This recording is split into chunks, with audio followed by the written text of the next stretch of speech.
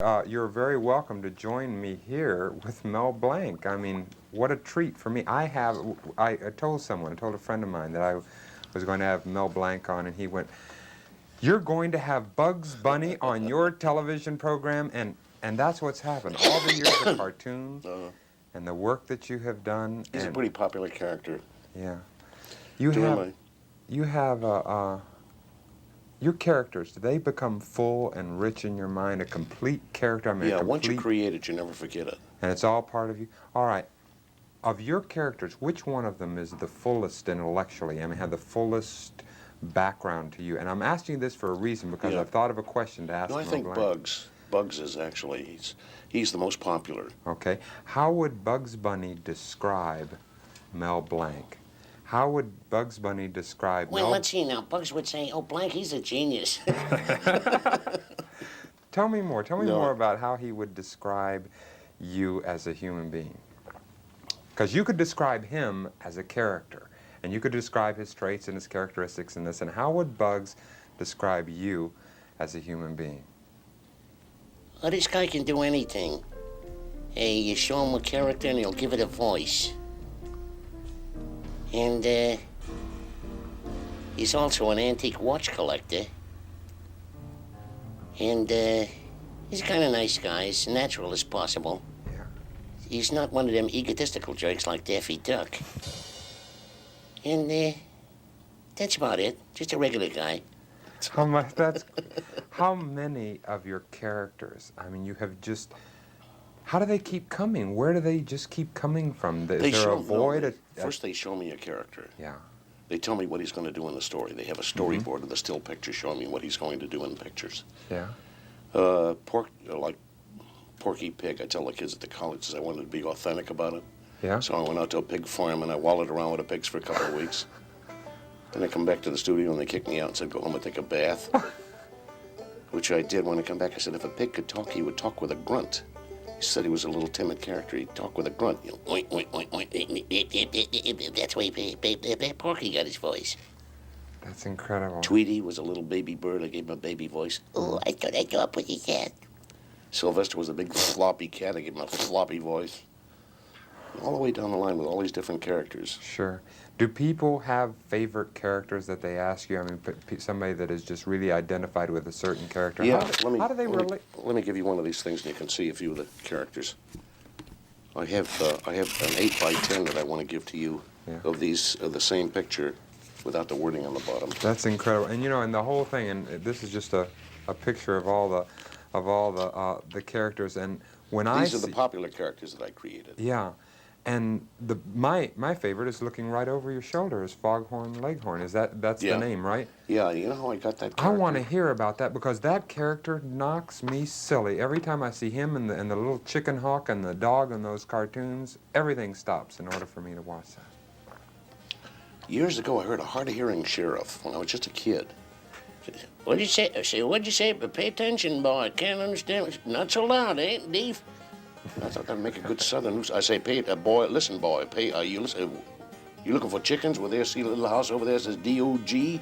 That spells chicken. Go get 'em, boy. Exactly.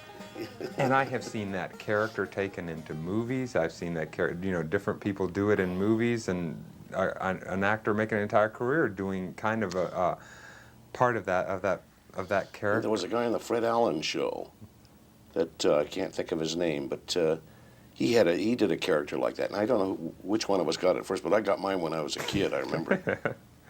When did you start going back to the beginning and getting into doing characters and getting into performing? Because you are a performer. You're a performer. You bring things to people. You step across that boundary that begins into the area of magic that I so enjoy and get people wrapped up in it. When did you do that? I started when I was just a kid in grammar school. Mm-hmm. I used to entertain the kids and the teachers at assemblies, and they would laugh, and teachers would give me lousy marks, you know, more or less of a normal thing. And that's how I actually got started. I loved vaudeville. Mm-hmm. When Jack Benny came through, I would go maybe twice a week to see him. Mm-hmm. I just love this man so much. never thinking I'd ever eventually work with him. And become friends with him. Yeah. Yeah. He wasn't only my boss, he was one of my dearest friends. You're 70 years old now, which is an incredible thing, and all the work that you're doing. What's it like to be 70? Well, Jack Benny would say, 30. I feel like I'm 39. Mm-hmm. I know We're how not you on the feel air in yet, this, are and oh yeah, We are? we Oh, just for been gosh sake. continuing doing the whole thing. How have you? What is it like to be 70? Because when I'm 70, if I'm 70, and it doesn't matter to me so much whether I will be or not, but when I am, I want to have the work and the things that you're doing now. That's, if I have a dream, I would like to be able to do that. Oh, well, thank you. So You're you're flattering. well, all right. In that flattery, how do you deal with flattery? How well do you deal with it? There are a few people in this business who are not egotistical. To me, a man who thinks he's great, even though he might be fairly good, doesn't appeal to me. I don't, and especially when he talks about it. Mm-hmm. Like, I very seldom associate with too many of the people in the business, because the first thing they talk about is shop. We say, don't talk shop. Mm-hmm. Well, they talk shop, and next week I'm going to do this, and last week I did that. So and all they talk about is shop. Yeah. And I don't like that. I like to be as natural as possible. Of all the things that you are doing now, what are you involved with, like, right now? Right now I'm doing a new series for Hanna-Barbera. Mm-hmm. It's called the Captain Caveman Show, which is on the ABC network every Saturday morning. And, you know, the Warner Brother cartoons that you see Yeah. haven't been done since 1963, I think. We were talking about that before. All right, could you explain again why the cartoons look different now than they did then? Well, the cartoons that you see for Warner Brothers are full animation. They're fully animated, which means every frame is drawn. Mm-hmm. And it took 125 people 9 months to make one 6.5-minute cartoon. And of course, they can't afford to do that now, No, not at all. because it would cost between $300,000 and $400,000. But what they do is make specials for television. And Chuck Jones is making one now. It's called The Great Bugs Bunny and Roadrunner Chase, Mm-hmm. which will be either in a theater or on a network. And that's done in the same style, in the full animation style? Fully animated, yeah. Fully animated. Okay. Have you seen other animations than the animations that are out now, like Watership Down and Lord of the Rings and this sort of stuff? Are you a fan of animation in itself? To a certain extent, I am, yes. A lot of the stuff I can't stand. Yeah. But some of the stuff is very good, like this Barney Rubble that I do on the Flintstones. Mm-hmm. That was one of the first limited animation cartoons I did. And that has good story behind it. And it was sort of a semi-limited animation, because they went through a lot of action. Mm-hmm. And incidentally, we're doing a new series on the Flintstones. We're doing about 17 new shows. Is that right? That's right. Who do you ever, how do people relate to Mel Blanc? How do people that just in general relate to you? I mean, you have all these characters and all these characters inside you, and how do they relate to you? Well, a lot of people say, Mel Blanc, that jerk? No, but I'm very fortunate. Thank God, I have never had anyone say, I don't like you on TV Mm-hmm. or in your cartoons. Every single person that said, I love you. You're so Yeah. wonderful in your work. And I thank them. It's flattery, but I have to thank them for I'm sure. being so attentive and watching the cartoons. And what I use when I speak at the colleges, a lot of the kids, I use a stock phrase. The kids will come up to me and say, gee, I grew up with you. I say, so did your old man. I've been doing it for 41 years. 41 years. That's incredible. And you've had the professionalism that you bring to it. I mean, the work. You're a craftsman. There is, I don't know of anyone that has done so much. I mean, I look at the end of the cartoon, characterizations. I mean, here I've seen 80 characters, I think, all the characterizations by Mel Blanc. Well, I do most of them, that's true. And on timing, I learned timing actually from Jack Benny. Yeah. He was so wonderful. And I could give you a good example of Jack's timing. there would be a new man in the cast, and he would have a line that followed Mr. Benny's line. And he would come in and Jack would say, no, wait till I turn to you. For example, Jack would say, well. Then he'd turn to this man, then the man would start speaking. But at rehearsal, a man would always come in, before he turned to him. Sure. And timing was the greatest. I think Jack was the greatest of all in timing. How does it work? Do you have to mimic the characters that you do? And let's say Bugs Bunny is in a cartoon and you're sitting there. Could you tell me the process? You're sitting there and you're applying the voice to the film. How does that work? Well, to create the voice, first they show me the picture of the character. Yeah, and you've already got. Let's say it's a cartoon. You're doing a Bugs Bunny, and do you mimic his? I mean, how do you put your voice to the movement of his mouth? I don't know how I'm asking this because I know nothing about animation or how the process.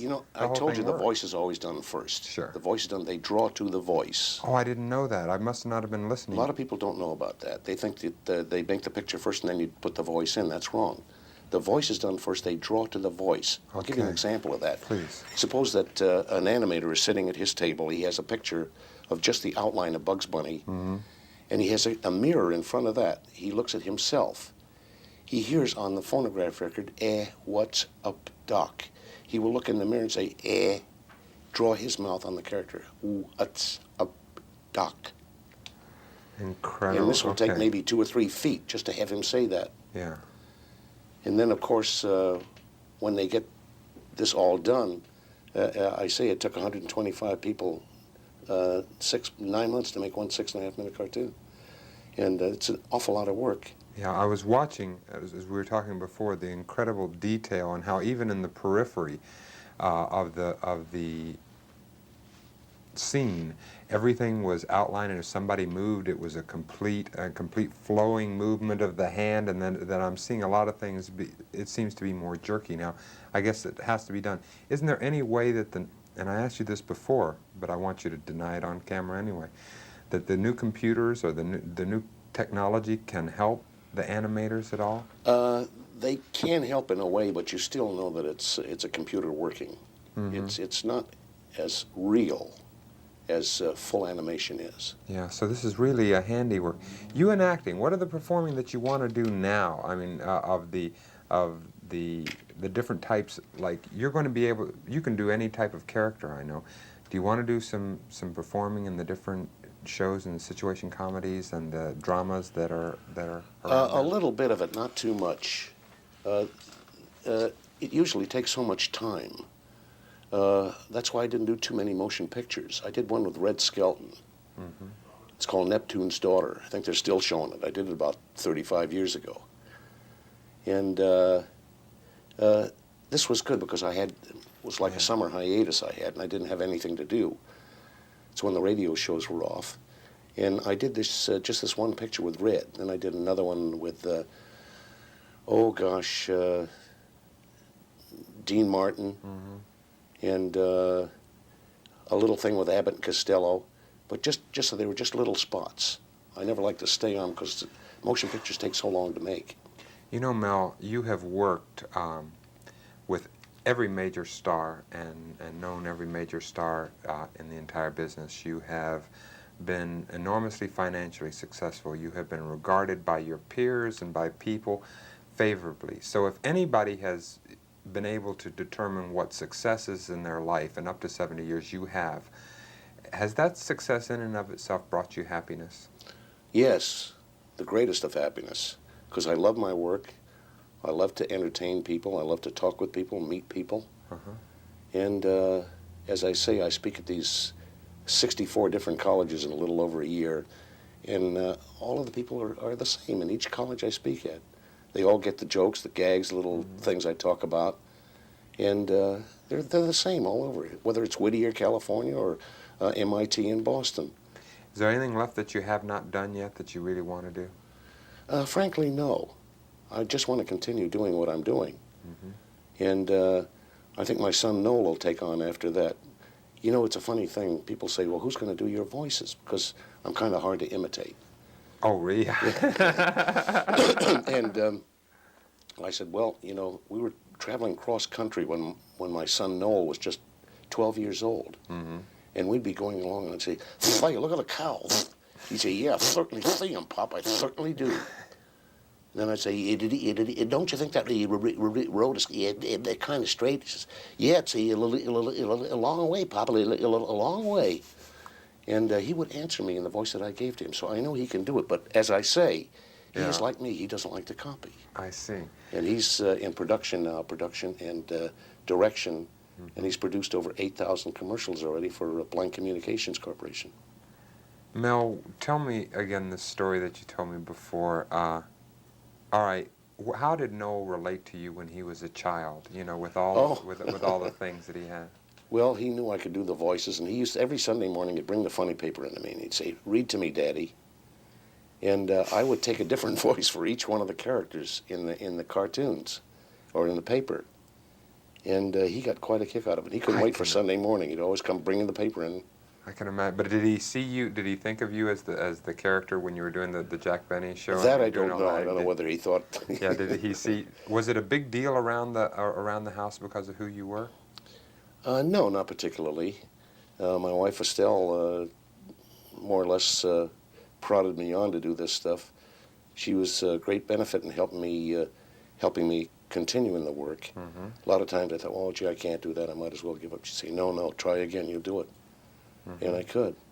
Is she alive? Oh, sure. Mm-hmm. Is she with you now? Oh, sure. All right, and y'all work Beautiful together. gal. Been married for 45 years. What are some of the secrets of a successful relationship? I don't know whether you've had one, and you never know until you get inside and get to know someone. But assuming you've had a successful relationship, and the way your face lit up when you said that, what is it that has made a successful relationship? Well, it's like the old gag, you know, always hold her hand. If you ever let go, you'll kill each other. We have our little fights and little squabbles, but we get along very well. You've been friends? Oh, yeah, sure. Sure. Well, you say yeah, sure, but that's kind of you've known a lot of relationships, and you've seen a lot among your friends, and it's not having a happy relationship or having one that is a growing relationship and supportive of each other and helpful is not exactly a common thing. Oh, no, we're very friendly, and we talk about various things and have discussions, and we are very friendly, beside being man and wife. That seems to be the key. Is there any, in your characters that as you have developed over the years, you've developed a particular fondness for Bugs Bunny. Well, I've lost my train of thought in trying to ask you about how many other characters that you have wanted to do. Do you see a difference in the sense of humor of the people that are watching cartoons now and what you do? Because you have to develop a lot of yours in ad-libs and your timing. No, there isn't much difference now because the writers for these cartoons were so far advanced. Mm-hmm. I'll give you just an example of little innuendos that they have that you didn't get when you were a kid. Like this, one of the pictures I show at the college, this Academy Award-winning Nighty Night Bugs. You see King Arthur's Round Table. Mm-hmm. And in one spot you see a little sign that says sirloin of beef. Mm-hmm. The next time you see Sir Osis of liver. When you were a kid, you didn't get that. But Sure. As you see it again and again, well, you finally get those little innuendos that they put in. Nothing dirty. Did you ever work with the writers? Oh, yes, all the time. Yeah, so that must have been did you only work for Warner Brothers during that time? I was Were you contracted to Warner's. Yeah. Prior to that time, I worked for Walter Lantz, Yeah. and I created the voice for Woody Woodpecker. I didn't know that. Oh, yeah. And it's now being done by Grace Stafford, Mm-hmm. who is his wife. Yeah, I have seen her. Is this an equal opportunity business for both males and females that you've work with in animation? Like, what is when you do let me get another character. All right, Okay. when you're doing a play, and when you're doing some animation, it's like doing a radio play, isn't it? I mean, you've got Yes, the storyboard there, and then you've and got... then the script is actually like a radio script. Do the actors that you've worked with, and having worked with so many of them in animation, how do they relate when they come in to do a a cartoon or something like that? I always seem the voices are always bouncy. It's sometimes very difficult to get people to do the character they do on radio. They get before a mic and to do an animated cartoon, and they're kind of nervous about it. They just can't do it exactly as they did it on radio. Making that jump, when I'm trying to do some improvisational comedy, making that jump to get and fully commit myself to a character, how do I mean, I know you do it all the time, I mean, but how? How do you make that jump and fully commit yourself into a character? Well, it's very simple. As I told you, once you create a voice, you never forget it. I'll have a whole continuity of a radio script, for example, and have maybe Pepe Le Pew here, you know, the little French skunk who kisses the pussycat. Then it'll go into Speedy Gonzales. Fast mouse on me, go chase again, takes away the cat, I think. And then, of course, Bugs Bunny always comes in there and interferes with everything. Then Porky Pig will come along and fluffer and fuck it at you, fuck little bird. Oh, I thought, what is that? You see, it's very easy to change because after you create the characters, you never forget them. Yeah, sure. I know you say it's easy, but I'm just sitting here again, just. But you know, we used to have a tough time. It used to take me a day and a half to just do the dialogue for a 6.5-minute cartoon. How come? The directors would try to tell me what to say, and I would say it exactly as they did, and they'd say, no, that's not it. So then I would try to give it my own inflection on the darn thing, and they would say, yeah, that's what I want. And, so they have it in their ear what they want, yeah, but it's just that's not. right. It's That's not right. no way to translate They can't tell it down. me exactly. Yeah. But we used to do it in continuity form, one character right after another. But I found that taking each character individually, like all of Porky's, all of Daffy's, all of Tweety's, all of Sylvester's, and the various characters, if I do them individually, read the line ahead to know what inflection to do on the line I'm speaking, it cut the time down to 1 hour instead of a day and a half. And incredible. that's how quick we can do it now. You know, you don't. When I hear you talk about the past, I didn't listen like real intently to that question because something flashed on me. When I hear you talk about the past, I don't hear you like wanting to stay back there or wanting to do this. You seem to be a very current and present person. And Gee, thanks, Doc.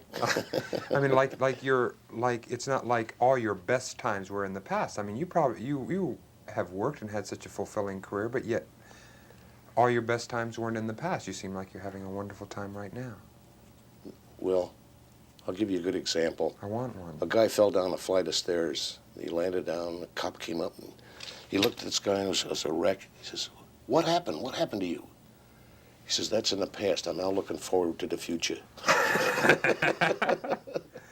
And that's the way you deal with it. Yeah, but if I can continue to do the things I'm doing and entertain people, as I say, I love my work and I love to entertain and meet people. And what is it about a performer, Mel? What is it about someone that enjoys performing and entertaining, like yourself?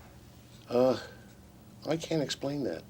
Can you give me any insight into it at all? Because I'm trying to figure out what it is to in love me. your work, be as natural as you possibly can, be as creative as you possibly can. Yeah. And like when I speak at the colleges, I'll tell the kids, they say, "How do you create a voice?" Say, well, you see a little kitten, for example. You wonder, how would that little kitten talk if it could talk? Now, you have to indicate it's a little kitten with a meow. And then you know that he has a very high voice because he's just a tiny kitten. You have to tighten his throat and make him sound very small. Meow. That's how I would create a voice for a little kitten. And for a hippopotamus, for example, he's big and he's heavy and he's fat and he's in the water all the time. Sounds like kind of water is. So this is actually the way you create a voice. I used to do that in the car when I was driving around. People thought I was nuts. When you see the people, and I guess the question that I was asking is when their faces light up, when you see that you're at a college audience and you see them laughing and you see them doing it. I had an improvisational show the other night that we did, comedy show, and I did a line and everyone laughed. I mean, a whole group of people actually laughed at something that I said, and it was an incredible feeling. it fed a really neat place within me, you know, that said, hey, that's okay. And I was just The only wondering. way I can explain is it makes you feel good inside. Yeah, that's what it to did. know that you're getting across and people like you. Sure. And in your personal, in dealing with the people out here in Hollywood, have you noticed the changes over the years in the people and the executives that you've dealt with? Because you've dealt with them periods, the 30s, the 40s, the 50s, the 60s, the 70s, you dealt with it. I noticed a change in some of the agency people, but they are progressing along very wonderfully. Like I tried to get on the Joe Penner show. You remember Joe Penner? You want to buy a duck? That was years ago. That was the first network show I did. And I kept asking this one man, won't you give me an audition? And he'd say, we'll let you know when the time comes. About a year later, he called me and said, we're giving you guys who think you're funny a chance to be funny. This is what he said. He said, Yeah. Be there at 11 o'clock. And I was there, and Joe Penner was in the booth. And I did a few different dialects and voices. And Joe Penner come out and he said, why haven't you been here before? He says, I could choose you every week. I said, well, I just had a little difficulty getting an audition. But nowadays, why, they know that you can do a thing, and they either call you in or they have you audition for it to do a few lines of the character. And they're progressing very well. Do you see the people, as far as the actors that you're relating with, like when you did the television during the 50s? I was talking to Bob Easton about this also, that you had, was there a different pressure, was there a different feeling of, since it wasn't so much like right now, there's a lot of money on the line. One program goes on, a producer could stand to make hundreds of thousands of dollars from a single program after it all gets out. Well, then there wasn't so much money, and so was there a different attitude because of that? Well, the only difference was fear that you wouldn't remember your lines. Nowadays, they have the idiot boards that show you what you're supposed to say, and you look at it, and they have the other character here, and it looks like you're looking at the character, but you're actually reading from the board. And nowadays, it's very simple, but when it first started, it was very difficult. You had to memorize every single line and word. And in many shows now, many great actors memorize every single word in line. How do you memorize a lot? I did at the time, but I wasn't too good at memorizing lines. And I would have to fight it. I have to rehearse at home for hours trying to get the lines right. Yeah, I haven't done. Do you find? Have you ever done? You improvise a lot when you're doing your characters and you're doing them on the cartoons. Where does that come from? Where does that place where just funniness happens? You know, just the way you say it. I mean, do you know? Can you get in touch with that place? I can't explain that fully, but I will tell you that you must have a good ear in order to do these crazy things. You have to hear yourself, and you have to hear what you're saying. Many people will talk into a tape recorder, then you play it back for them, and they'll say, "That's not me," and you know it's them. Say the exact words. Can you tell as far as the actors right now that are actors and actresses that are trying to do characters, and not necessarily for animation, but trying to do characters like we are in the different scenes? And can you give me any help or give me any advice on committing myself or doing this? And Yes, unless an actor tells you, I want it done this particular way, I think the actor should do it as naturally as he possibly can. all right, can you explain? To me, naturalness is a big factor in acting. Like when I did